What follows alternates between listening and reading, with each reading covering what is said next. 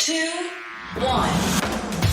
7 things you probably didn't know you need to know. I'm Jamie East, and this is the Standout 7. In the next 7 minutes or so, we look back on a week when the Sue Gray report finally appeared, and then Boris put his foot in it with debunked allegations about Keir Starmer. Meanwhile, Russia continued to make moves in the Ukraine, and quiz game Wordle was sold to the New York Times. This is the Standout 7 from the Smart 7. Don't forget to hit that follow button to get your daily updates at 7 a.m. It was transfer deadline day, but somehow by the time the window closed at midnight, Boris was still at number 10. In a dramatic day, Sue Gray delivered a partially redacted report which investigated 16 different gatherings that took place during lockdown and concluded that there was a failure of leadership and judgment by number 10 Downing Street. The government has pledged to publish an updated report once the Met Police have finished their investigation, having been handed 500 pages of documents and over 300 photos. Boris then addressed the Commons around the time he should have been doing a call with President Putin. Firstly, I want to say sorry. And I'm sorry for the things we simply didn't get right, and also sorry for the way that this matter has been handled. We are making changes now to the way Downing Street and the Cabinet Office run, so that we can get on with the job that I was elected to do, Mr. Speaker, and the job that this government was elected to do. Mr. Speaker, I get it, and I will fix it. Labour leader Keir Starmer began his response by thanking Sue Gray for her work and pointing out that the Prime Minister is now under criminal investigation as 12 party cases are now being investigated by the Met Police. He is a man without shame. And just as he has done throughout his life, he's damaged everyone and everything around him along the way.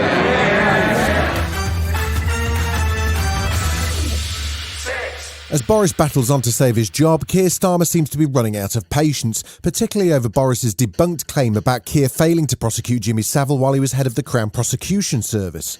At Prime Minister's Question Time, he really sounded like he'd had enough of Mr. Disco Party. Our parties stood together as we defeated fascism in Europe. Now their leader stands in the House of Commons parroting the conspiracy theories of violent fascists to try and score cheap political points. It's time to restore some dignity. And he's not alone in losing patience. There's been a steady drip of Tory MPs handing letters expressing no confidence to the chair of the 1922 committee, Sir Graham Brady.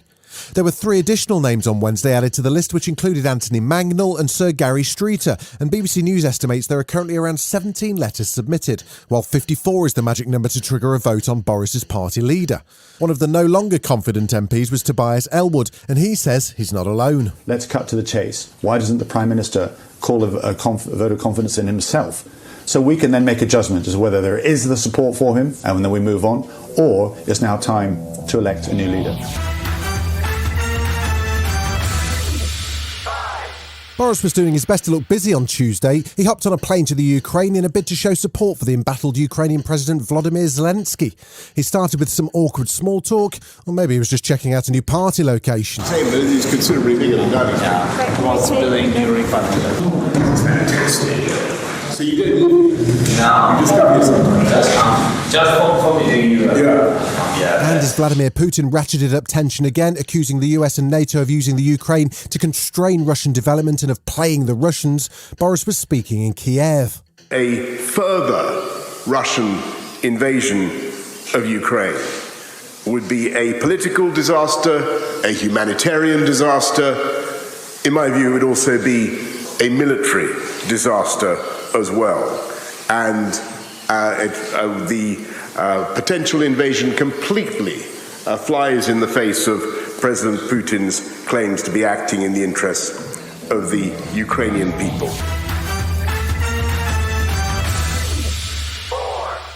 While the world's been focused on Ukraine, President Joe Biden's been keeping one eye on ISIS and their activities in Syria. A US Special Forces raid led to the death of Islamic State leader Abu Ibrahim al-Hashimi al-Qurayshi. Joe says his death removed a major terrorist threat to the world. We made a choice to pursue a Special Forces raid at a much greater risk than to our own people, rather than targeting him with an airstrike. We made this choice to minimize civilian casualties. As our troops approached to capture the terrorist, in a final act of desperate cowardness, he chose to blow himself up, not just with the vest, but to blow up that 3rd floor. rather than face justice for the crimes he has committed. Still to come on the Smart 7, Joe Rogan explains himself and Rihanna's got some great news. Right after this. Welcome back.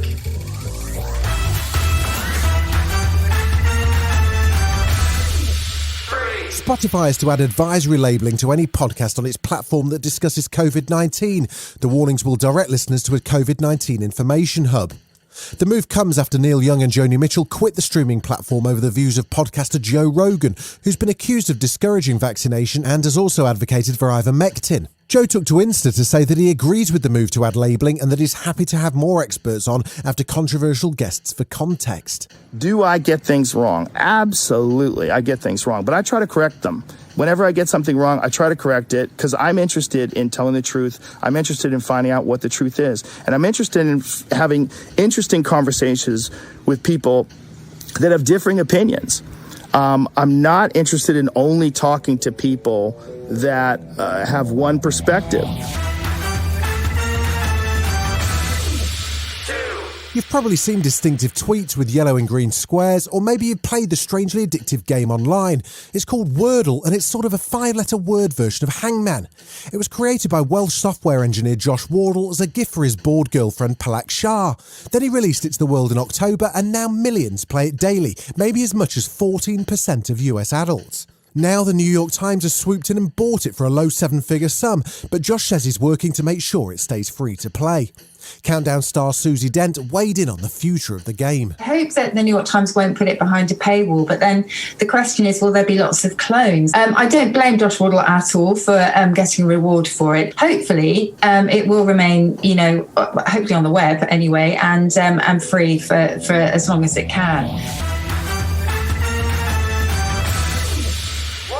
There was good news for everyone's favourite billionaire on Monday. No, not Elon Musk. We're talking about Rihanna. The Fenty boss and musician revealed her baby bump with an Insta post with boyfriend A$AP Rocky. They've been romantically linked since 2013 when he supported her on her Diamonds tour and became official back in 2021 during an interview for GQ and Vogue magazines. They certainly had chemistry. Oh. What's your last purchase under $20? Condoms. Ain't gonna hold you. What is your skin type? Handsome. So is that like an oily handsome, handsome, a combination handsome, or just like a sensitive handsome? It's a handsome, man. Handsome. All right.